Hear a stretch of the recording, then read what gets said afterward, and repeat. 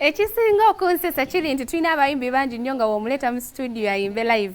tasobola naye wabeera eri nga recording olimba oluvayo n'ogamba oh my god njagala namulabako naye nga eddoboozi mukwano ye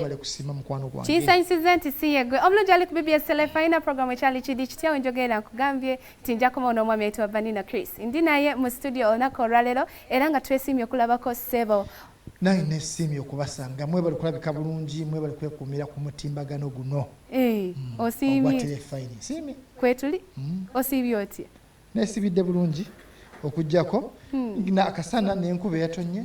ebyo bitukwasaganye ne Katonda abadde akyatukuumye namwagala kyabafirika akasana n'enkuba eyatonye byonna byonna biyisizaamu speed waligambyeko kimu at least ne tumanya nti oba akasana waliwo akasana nga kali mu kutwokya waliwo musente mu nsawo muki ati katonnya buli wamu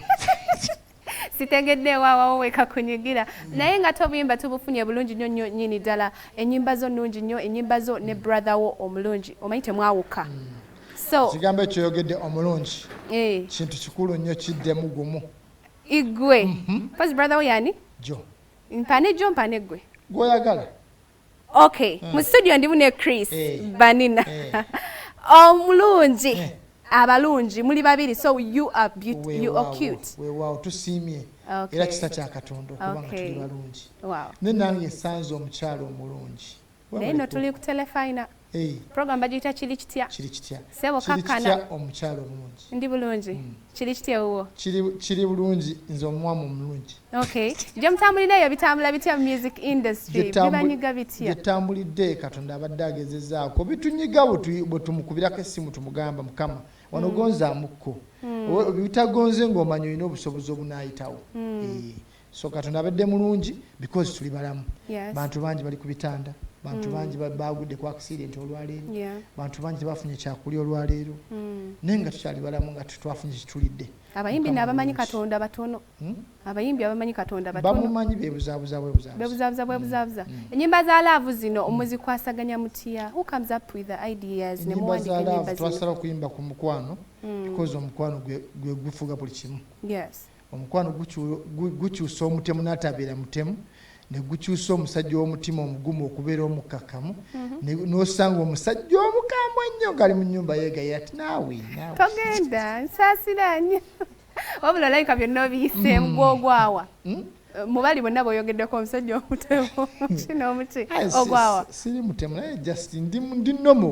nnomo kale mbadde njogera ku bali balumira mwoyo waliwo balumira mwoyo naye ng'alina omukyala ewaka nga tasalikako musale naye bw'atuuka akagana madam you know mbatumiddeko mwenna abali nga muli balumira mwoyo wabula abakyala Mukama alina kyeyaba anyway sinammwe mwekka n'abakyala sayidi eno gye bali nga bali taafu ndowooza but omukwano era gubakkakanya osanga omukyala nga ali taafu nnyo nga ali serious everything you don't excuse ng'oluzungu lungi n'atuuka ewaka n'agamba bannange kati tugenda kukola tutya mwe muziwandiika ennyimba zino tuwandiika olwo ne tugula balwaita batuwandiikirako mwali mutunzeeyo oluyimba lwammwe nga muluwandiise ne mumuguza tetusobola ate mutya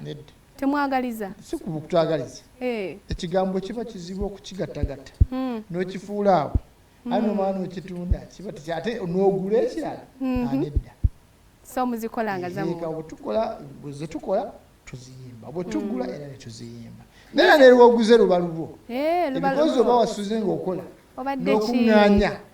naye n'akuŋŋaanya ekigambo kye nemuwanyisiganya n'omuwa akasente n'akuwa ekigambo kyogenda okola otya naye n'ekigambo ekyo eno kiwuliriza n'ogamba kino emining gye nandyagadde okuwaayo n'omugamba kikyoyagala n'akitegeera kati olw'okuba nti Katonda buli omu yamuwa different talent so kati wogata talent ebbiri ojjamu ekyakabiri wow music industry ogitwalawa music industry tugenda gita ku next level because tugenda kufuna copyright tube nga tufunamu mu art gwe tuteekayo wano mu Uganda wennyini kambasabire wana eya copyright like ekyali wala nnyo ate kati munaye gwokundako tawadde music abadde music naye kati bagamba ekikuwa obulema kyekikuwa entambula kati bwolwa tukyali balema katambule bwotyo mpola mpaka kutuuka ku kituufu okay muyina ekipya kye mubadde mufumba mpola how is Joe Joy is okay. That is okay. Nga You tuze naye will be here leero. this month. Yeah. Okay. Ekipya kyemufumba kiki? Kyetufumba music mulungi for now. Maaso awo tujja kuba tubategekerayo akatono. Ka concert Oba dinner. konna kinaaba kiri. Abantu bo balinde kijja kujja. Okay. Luyimba ki olupya lwe tulina olunaku oluyimba olupya